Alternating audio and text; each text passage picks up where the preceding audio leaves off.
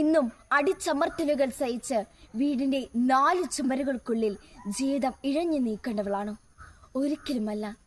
ഒരു ചിത്രശലഭം വർണ്ണാഭമായ ചിറകുകളോടെ പറന്നുയരുന്നത് പോലെ ഓരോ സ്ത്രീയും തന്റെ ചട്ടക്കൂടുകൾ ഭേദിച്ച് തൻ്റെതായ കർമ്മ മണ്ഡലങ്ങളിലേക്ക് പറന്നുയരേണ്ടതാണ്.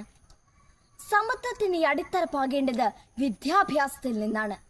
പെൺകുട്ടികൾ സ്വന്തം ജീവിതം രൂപപ്പെടുത്താനുള്ള അറിവും ആത്മവിശ്വാസവും വിദ്യാഭ്യാസത്തിലൂടെ ആർജിച്ചെടുക്കണം.